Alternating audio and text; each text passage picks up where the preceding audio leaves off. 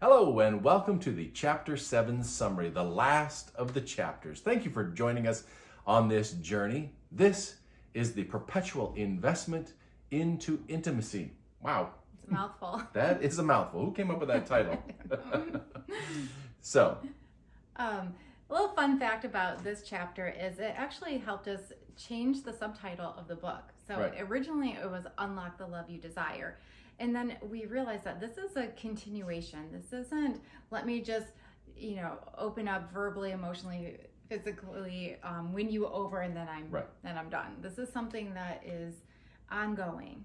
And these practices you are putting in place for a lifetime. And so you can experience intimacy for a lifetime. When you are verbal and emotional and physical, when you are intimate in all those areas, when you are spiritually intimate, when you have all four, it is a love that is unlocking on a regular basis. It's extraordinary, and we hope that you continue to pursue this level of intimacy in your relationship. One of the things that people will say to us when they come in for counseling, like, wow, this is a lot of work, or this just seems clumsy. And we say, yeah, it is. This is something in the beginning. If you have not opened up verbally, if you're not used to sharing feelings, we hear on a regular basis. I grew up in a family where we don't talk about anything. That's and so at first it's awkward. You're learning basically a second language. And when I first learned French, it was ugly and clumsy, and it's like, and then when I get stressed, I want to go back to my primary language. And this is the same thing with intimacy. It takes time, but once you become fluent in it, it is not hard. You look forward to that. You feel so complete, and so it just becomes natural. Not that it becomes easy some days. Like having a hard conversation is always going to have to be a hard conversation. Yeah, nobody likes that. I think we said that in another video. Nobody likes those really tough conversations, and we still have them to this day. And when you realize the outcome, though, when you realize how deeper in love you become, how more intimate you are, you continue to practice those principles for the rest of your life. So, a couple questions that we've been asked. So, what happens when I have a spouse that doesn't want to participate in these types of intimacies?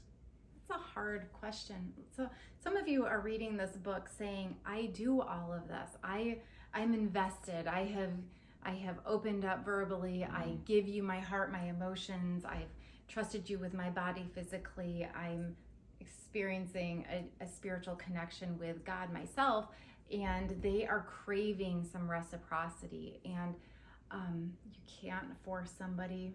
You can't force somebody to love you. The first thing that we tell every client is that make sure that you're working on yourself first, all right?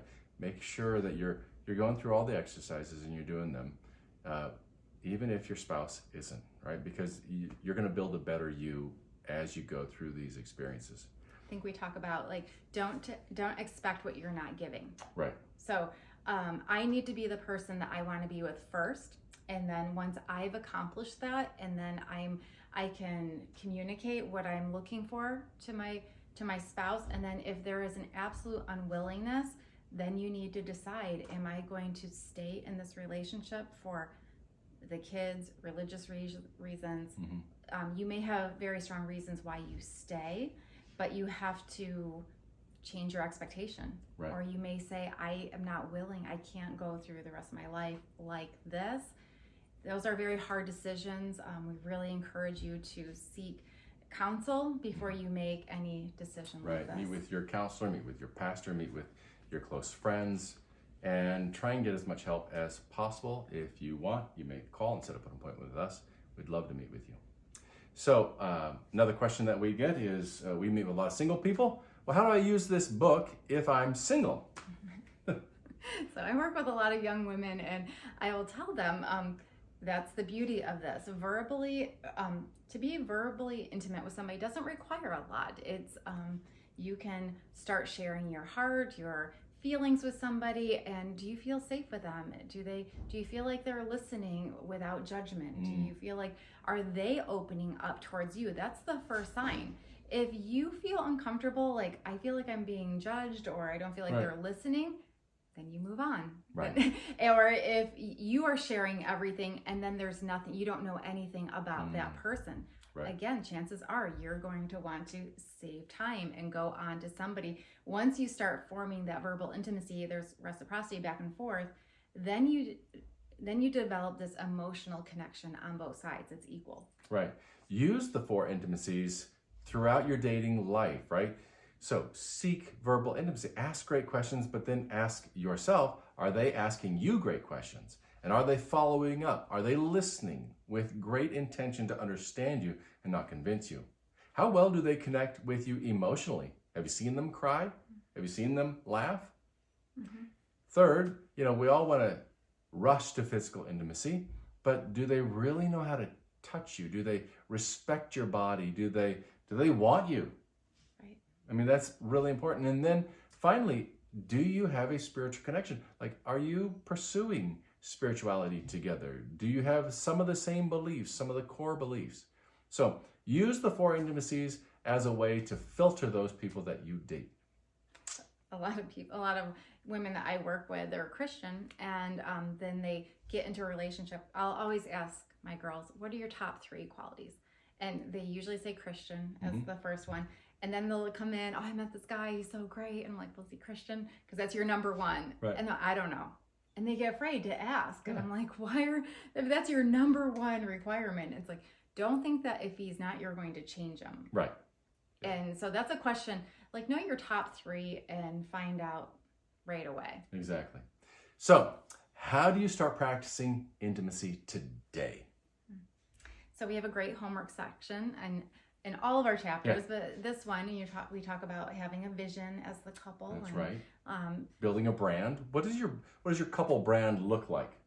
So that was funny. One day we're hanging out with our friends, and I guess we weren't sitting next to each other at the table, and one of our friends was like, wait a minute, I've never seen you guys not sitting next to each other or holding hands. And she's like, whenever I picture you guys always like holding hands. And so that's us. Yeah, we didn't realize that that's one of the things that comes to mind when people think about us. And that's what we want. That's our vision. We want to be a couple that people look at and say, those two are together no matter what. And they radiate love. That's another thing that we hear a lot from our couples. Yeah.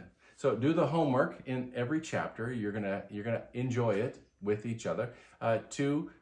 Come up with a vision for who you two want to be. What's your brand? What do you want people to say when they talk about you as a couple? And then finally, remember to be grateful in all things as you're walking through this whole process. It's going to be a bumpy road at times, but we always encourage couples. We want you to come up with the top 50 things that you're grateful for. 50. 50. And if you're already saying 15, be careful, right? And how do we break it up? 20, 20, 10? Yeah, 20 about yourself, 20 about your spouse, and 10 Random. General. Yeah, general things. So thank you for joining us here on the final summary. And we hope you do read the whole book. But if you can't, then watch the videos over and over. And if you could refer the book to a friend. We'd really appreciate it. Thank you. Thanks for joining us. Have a great day. All right, bye-bye.